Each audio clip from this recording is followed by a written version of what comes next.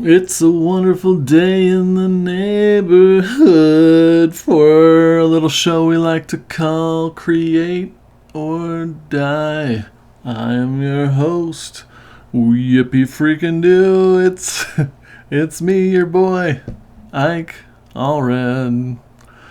I hope you enjoyed that little jingle, little homage to the original OG, Mr. Fred Rogers.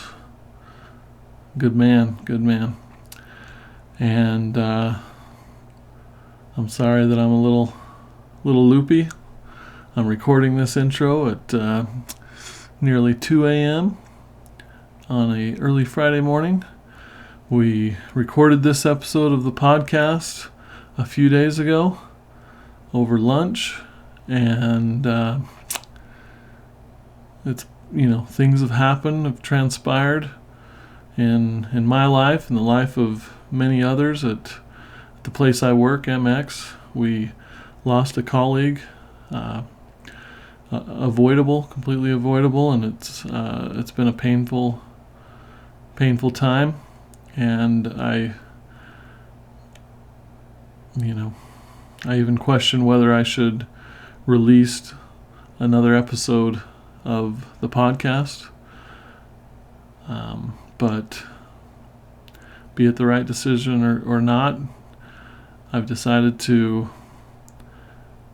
continue to move forward, to live, to think on brighter things, to lose myself in what it means to be alive, which is to create. And so we're coming at you with another episode 35 of Create or Die.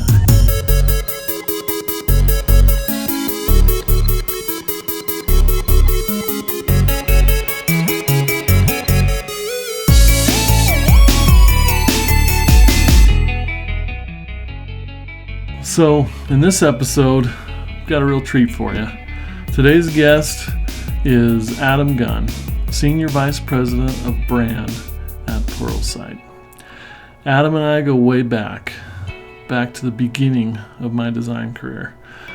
A time when 24, Alias, and Lost were the shows that we all talked about around the water cooler. And yes, we actually did have a water cooler at this agency that we worked at together, Adam and I, a little place called Fourth Gear.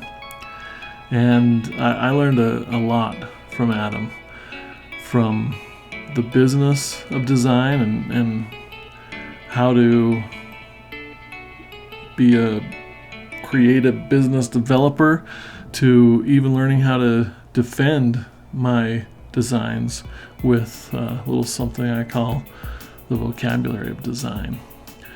And that was something that was foreign to me when I first met Adam and was working with him and the other Fourth Gearians. They talked circles around me when it came to design. So, but I was able to pick up a thing or two, and I credit that to my boy Adam. Now, Adam's been at Pluralsight for 8+ years. Before that, he was creative director at MarketStar. And like I said, he cut his teeth at the same agency that I did. He just started a few years earlier than I, right out of school. Now, Adam, he's the real deal. So this is one of those must see or listen to episodes, because there's some good stuff. Invaluable insights, if you will, on how to really stand out as a creative.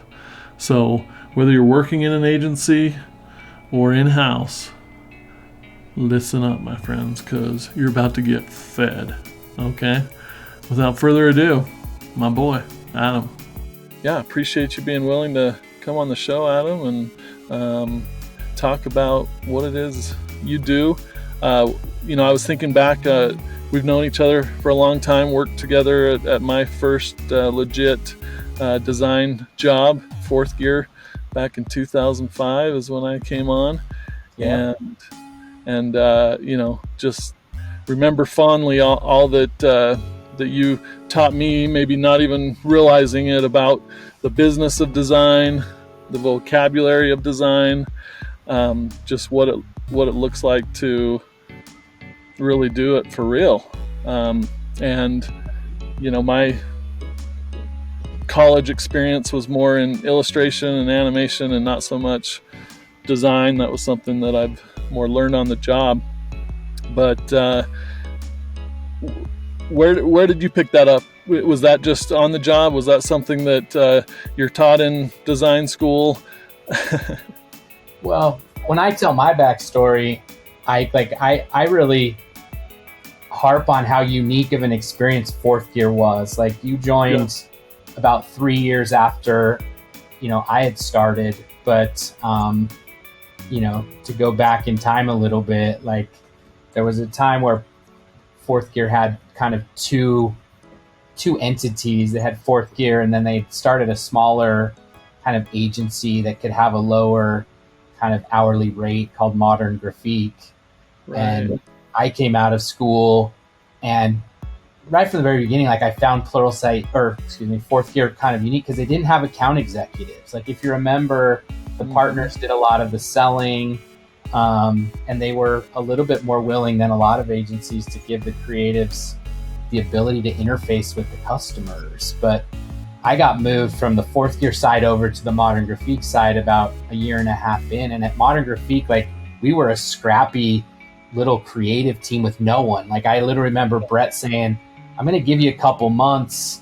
You're going to need to go find your own clients. And if it doesn't work out, like, you're probably going to need to go find another job. So not only was I didn't come out of design school to, like, be a salesperson, but it was fight or flight at that point. Like, Brett was like, go find your own clients or I'm going to have to let you go. And I'm kind of a scrappy person. Like, I didn't want my first design job out of school to fail. And so, like, I was like, well, if I'm going to work for clients, I might as well work in industries that I like. And so, I literally was like, well, I love to golf, so I'm going to call all the golf courses and see if they need creative help. And luckily, I ended up, like, talking to Nancy Seraphin from Wolf Creek Resort on one of those calls. And I just happened to call when she was mad at the agency that she had, and she had a trade show, and, like, perfect timing.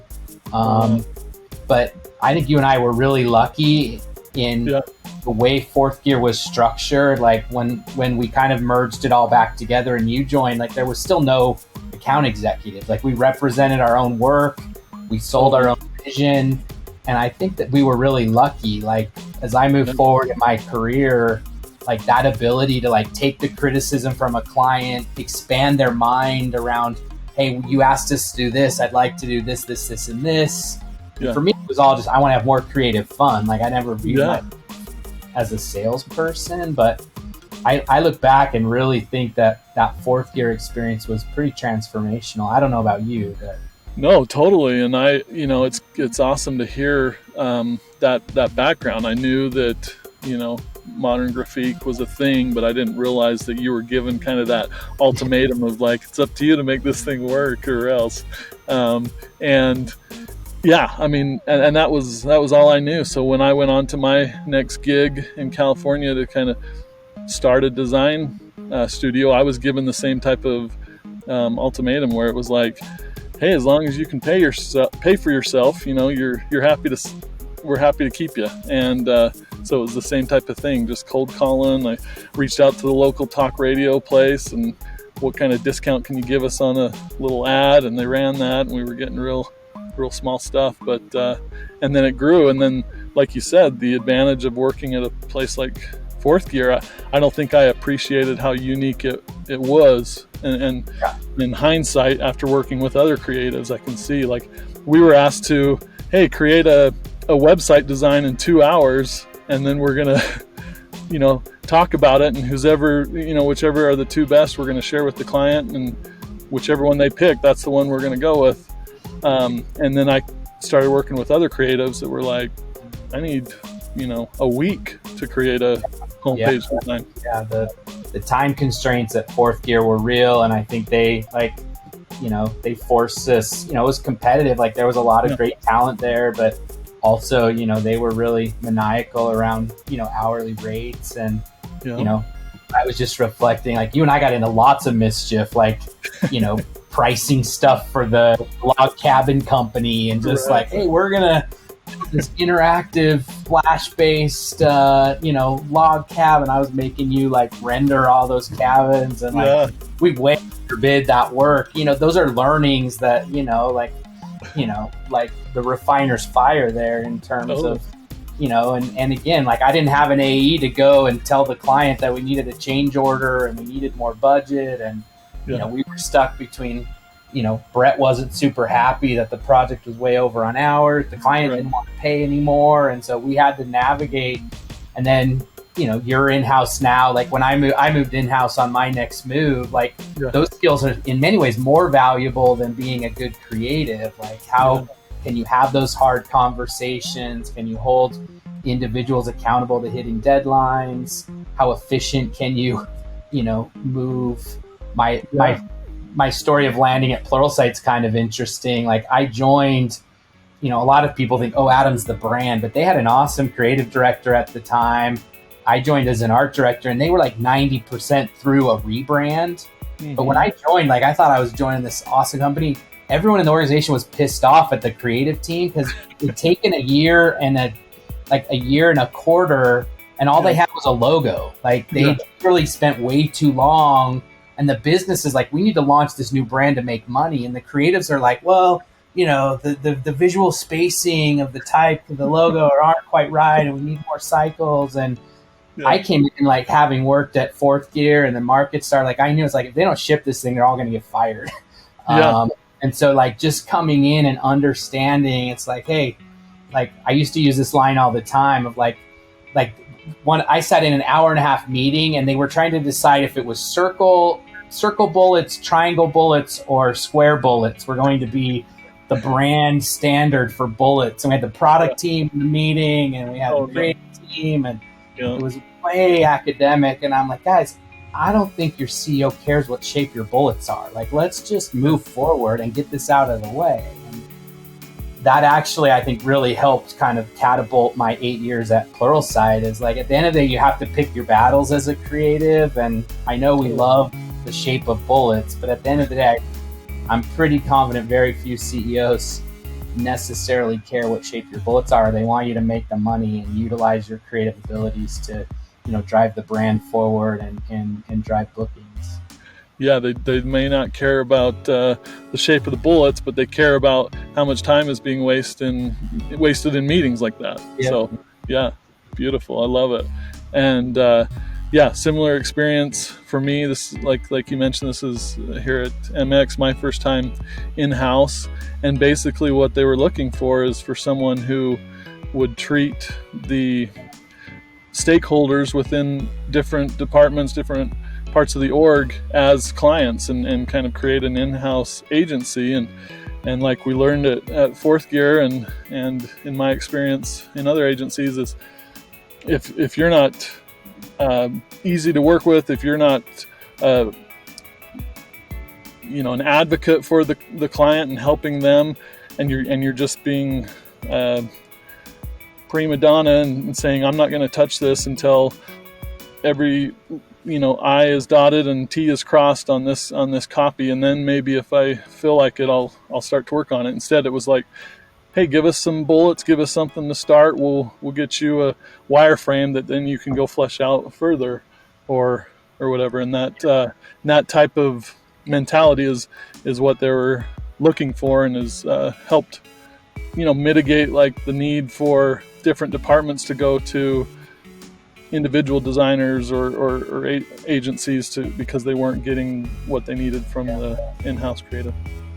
Yeah, you and I have always had kind of similar mantras, and I picked this one up in my time at Market Star, but I think we've both lived it since before that. And it was told by me by one of my mentors, Dave Forsberg, but he used to say to me all the time, he's like, Adam, just be easy to do business with. Yeah. And I kind of adopted that, and it's done a lot of good in my career. Like, I think there's a lot of, you give a creative a title and a little bit of responsibility. And I think their job's to like be a blocker at every stage and ask a ton of questions and slow things down, because in their mind that makes them feel valuable. Like, hey, Right.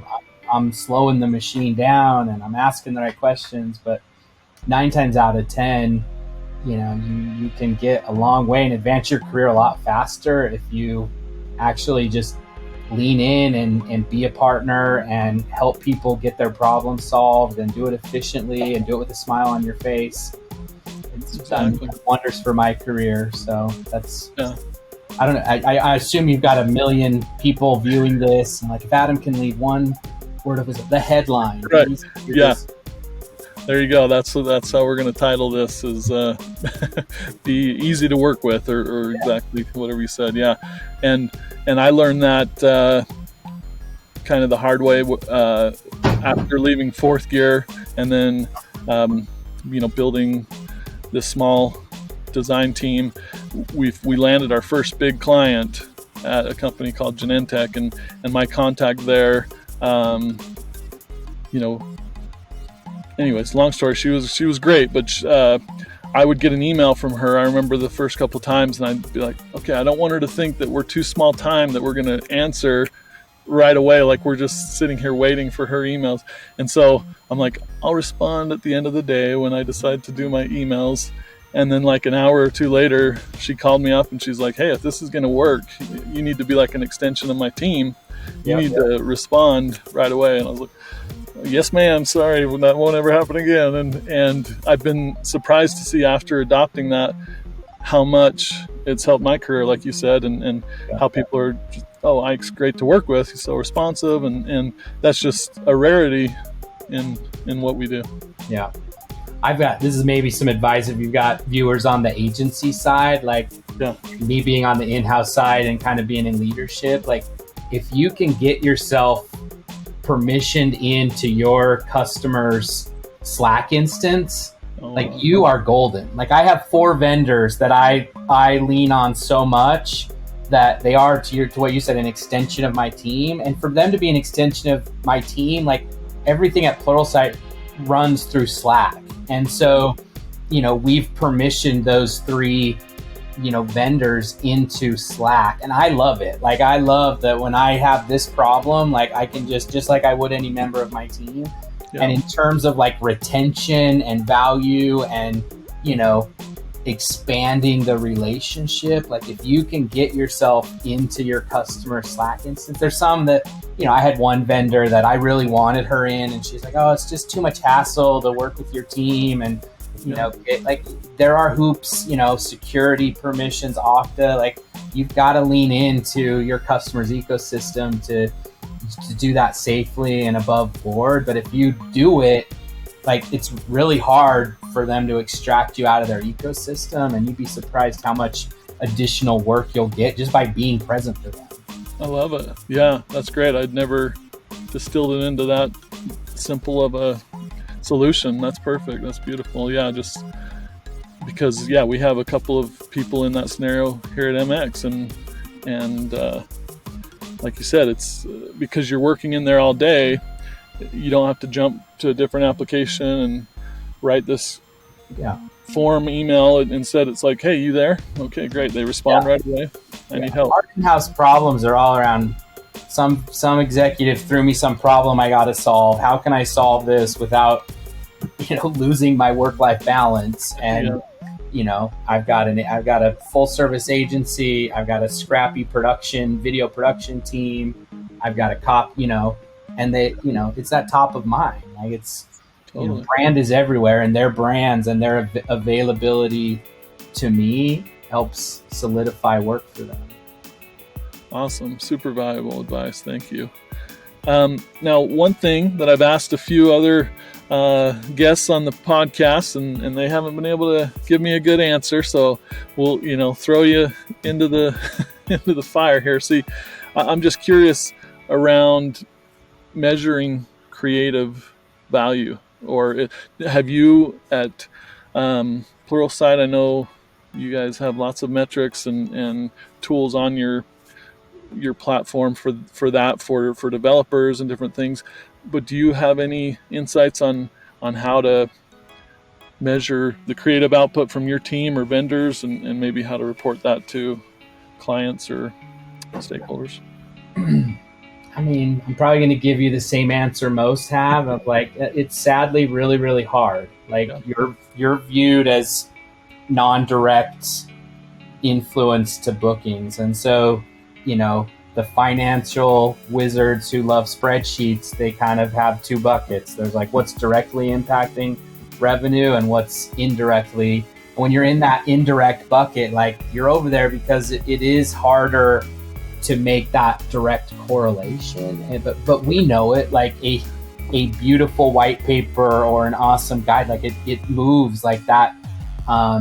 So, some things that I feel like would be good, like, one, it's hard, but two, like, if you're going to try to do it, like, have a core set of KPIs that you feel are the most ownable thing that you can contribute, and then just sell the heck out of them. Like, for brand at Pluralsight, like, we know one of our primary responsibilities is to get traffic to the website. And so we try to own that metric, and right there with it is branded search volume. So if people are curious, like, I love the MX brand, or I love the Pluralsight brand, and they're Googling with that in there, like, you're winning. Like, that doesn't come without, it's harder to attribute exactly what, but that halo has value. And so if you can see, finance people, executives love up and to the right. So if you can own a short set of metrics and just do everything you can to keep them growing, like, you can start to put some financial value around that. And then again, back to, like, you'll start to see a theme with Adam. Like, I just get really close to my internal customers, and whatever their KPIs are, like, I want them to feel like they're my KPIs. So if it's the integrated campaigns team, like, my team's signing up for, the same lead volume or the same pipeline number that they're committing to. If it's events, whatever the events goals are, like, I want my team to feel like those, so that you're, at the end of the day, if someone's making a hard decision, I don't want them to be saying it's my team or their team. Like, I want them to kind of be seeing it as a unified effort. And if decisions have to be made, hopefully they're made unilaterally and not, slicing off, value. So, those are a couple things that I've done to try to survive. We did about 3.5 years where we were it probably was from my agency days. Like, we were maniacally tracking hours. Yeah. And I'll tell you, it helped me get headcount. Like, if you want to help make a case to expand your team and the resources you have, hour tracking helps. My team hated it. Like, culturally, I think it was a burden. Like, we all leave the agency world because we want to stop tracking hours, and we don't do it anymore. And the team's, I think, happier, for it. So I would say, to answer your question, I wouldn't go to hour tracking, but if you're trying to, like, protect your resources and make a business case for additional resources, hour tracking can be the way to do it. Much sword. Yeah. No, that's actually really good. I like that idea of aligning with other teams across the org and ensuring that you're integral to their success, so that if decisions need to be made, that they're not going to throw you under the bus. They're like, well, I can't do it without the creative team or whatever. Yeah, it's, again, and it, being in a brand role and kind of bring this conversation full circle, like, your decisions are made so frequently in business off perceptions, and perceptions can be easily taken down the negative. Like, you stop delivering on time, and your customers, their perception of your team goes down exponentially. But if you're a partner they can rely on, and then when hard conversations have to be made, like, you want there to be exponential pain associated with any of your resources being challenged. And that's culturally something as a team you have to build. Like, you have to help them understand, like, hey, our reputation as an internal agency or as a creative team, like, it matters. And because of that, like, these cultural imperatives around how we show up, how easy you are to do business with, like, they will pay off. But we have to be committed to them as a team. No, love it. Yeah, thank you for bringing that all full circle and tying that up with a nice bow there. Yeah. So another thing I like to ask people that come on the program is, if you had to pick one part of the creative process, the thing that you just get the most excited about, what would that be for you? I think my team would back this up. Like, I love the early ideation phase, like from problem to solve to what we at Pluralsight call the big idea. Yeah. Like, any of our big integrated campaigns, our events, like we spend a lot of time early on, like getting really clear about what we call the big idea. And out of that big idea comes the mood boards, comes the visual concept, comes even the name of something. And so I love that early ideation and that moment where you're like, okay, that big idea has the hairs on my arm tingling, and we use terms like, oh, that has legs, that's gonna not only drive some static visual execution, but we could build a whole video series off of that big idea. So I love those early, like that's probably where I get the most creative juice, is helping the team get excited about and find those big ideas. No, agreed. That's one of my favorite parts as well, and that's probably why you're in the position you are. That takes a leader, someone who can see the big picture and then can trust the process, trust their team to know that whatever we align on, we're going to find a way to make it happen. And so that leads to another quick question, like when you're coming up with ideas, brainstorming, trying to land that big idea, do you find that you or your team or other stakeholders throw out like objections, or that's not possible, or do you just kind of let it go and are free from any objections during that process?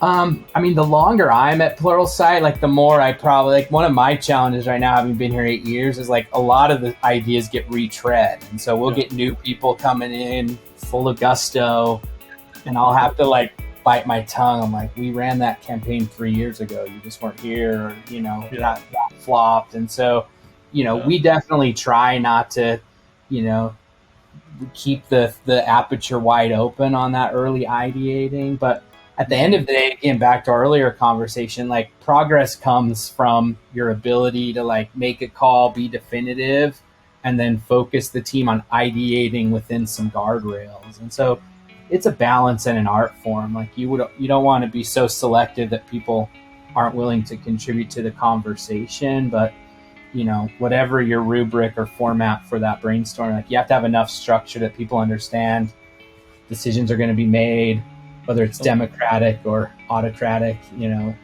then we're going to move forward. Yeah, no, that makes sense. And that's a good reminder. We had kind of a change of guard a couple years ago here at MX, and I felt like I wanted to tell people like, yeah, we've done that and that didn't work. That's why we're on this direction. But it's important to let the process do its work and go from there. Yeah. Another favorite of mine, I had an executive once. He was leaving MarketStar, and he asked me to come to his office. He's like, Adam, I always loved that you would listen even though you ignored me 90% of the time. And I think it was a backhanded compliment. Yeah. I've always remembered Lee saying that, because I think there's value in listening, like making sure people feel heard. Like even if the door's closed there, like you don't want people to feel like they can't come to you and at least be heard. Agreed. No, that's great. And I think as you get more busy and have more responsibilities and there's things weighing on your mind, and maybe you have someone that reports to you, come in for a one-on-one, and they're talking about their issues that in your mind aren't near as important. This is kind of takes us away from creative a little bit, but I'm curious, as a leader, a people leader, how do you show that you're listening, even if maybe you've got all this other things weighing on your mind? You know, again, everyone plays to their strengths. Everyone's strengths are different. Like I've developed this pretty strong sense for the business. And what I like to do is make sure that a lot of times individuals come into one-on-ones and maybe they're not understanding, the current state of the chessboard, so to speak. And so I spend a lot of time in one-on-ones, like, again, listening, one, and two, providing context. Like I'm careful. I've gotten feedback before that I share too many personal stories. So I kind of leave that, 4 or 5, an anecdote doesn't always placate someone's frustration or fear or, relate. But I think the second thing I really try to do is give them the business context for why something might be happening the way it's happening, and help them understand what within that structure they can control. Mm-hmm. And oftentimes, like, I don't know if you get it, like a lot of one-on-ones are like, I'm frustrated with this person, I'm frustrated with that person. And your first question is, well, have you talked to them? Have you shared your feelings? And they're like, no, I just wanted to vent to you. And so, a lot of times part of that multi-dimensional chess game is, helping them understand, like, you're not completely, there are things you can control, and challenging them to go and do those things. Yeah. No, love it. So, curious, excuse me, I'm all over the place. I'm gonna have to cut this part out, but I'm a little curious on going down that one-on-one road a little bit. How often do you think is the right balance for one-on-ones with your direct reports? I think that's a weekly, a monthly, as needed. I think it varies. Like, that's probably my answer. I had a boss, Brett Barlow, former CMO of Pluralsight, chief brand officer here. He was maniacally committed to he and I connecting once a week. Yeah. And the time he took and carving that out, knowing how busy he was, like, that was incredibly valuable for me as a report to him. And he and I became really good friends through it. Like, sometimes it was just running to Jimmy John's and grabbing a sandwich, but I knew Brett was carving out time for me to bounce frustrations, ideas, challenges against him. And so I've always tried to emulate that. Depending on how many reports you have, it may not be sustainable. And so, like, we've been through a couple restructures in my time in this seat, and early on, like, it's every week I have dedicated time with everyone. As that team matures, I think you can go, but I would never say to be any less present for your directs than every other week. Yeah. Awesome. Well, that's good. And that's, honestly, candidly, that's something I struggle with. I like to do the work, and I maybe have a bad habit of taking on too much. And so that time is valuable to get stuff done. And I think I lean on the direct report sometimes, like, hey, the door's always open. I don't even have an office. So if we're in person, it's easy for people to be like, hey, can we sidebar about this thing or that? But as far as structured one-on-ones, I'm definitely more the once a month category, but I see so many others doing it once a week. So I was curious where you were at on that. An interesting kind of accidental experiment I did once was, like, there was a time, and some people still do it, like their response is like, hey, I'm going to have open office hours. Like, just show up. I'm available. I tried that for like a couple weeks, and like no one was showing up. And then like I was getting frustrated. So the next week I like took it and I like divided it up, and I like scheduled 10 minutes with like 6 people. And the value of those scheduled 10 minutes, like even though it was 10 minutes, like just the fact that I signaled, hey, I'm going to check on you. Like I think because there's so much focus on one-on-ones, I mean, there's whole books written on how to do them effectively. I think some people overthink them. Like I'm not a big fan of like, oh, I got to have an agenda and you got to send me a pre-read. Like if that's your structure, like I question if that's more like a meeting. Like, like I think your one-on-ones, like they don't have to be long, but just the fact that you're taking some time is the most important thing. And I got so much more value out of 10 minutes of just, how are you? How's your life? How can I show up better for you than I did out of open office hours? That, that kind of recommitted me to that regular cadence. Awesome.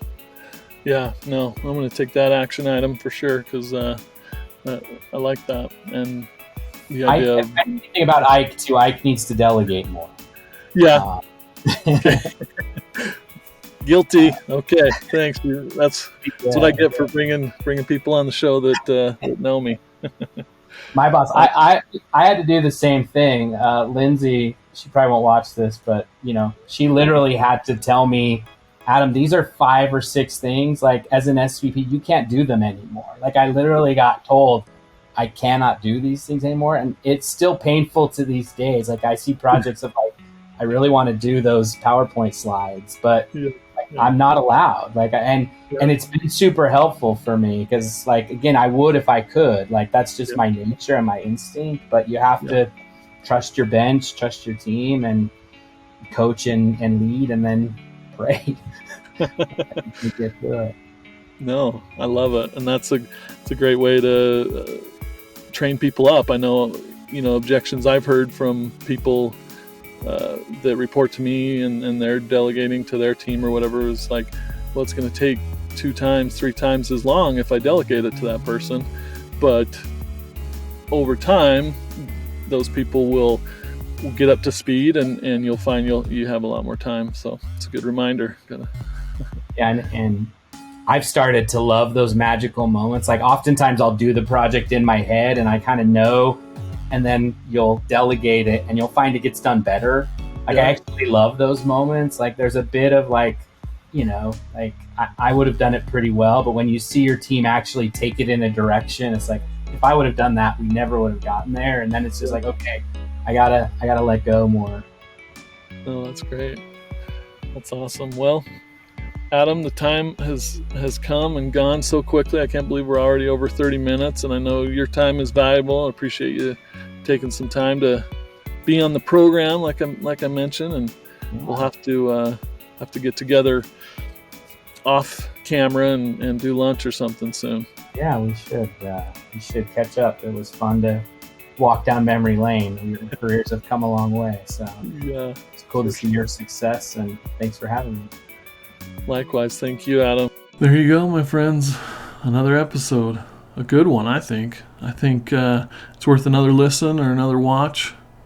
There's a lot to pick up on there. And if you're like me, you're walking away with it with maybe an action item or 2. Things that you can work on, I can work on for sure.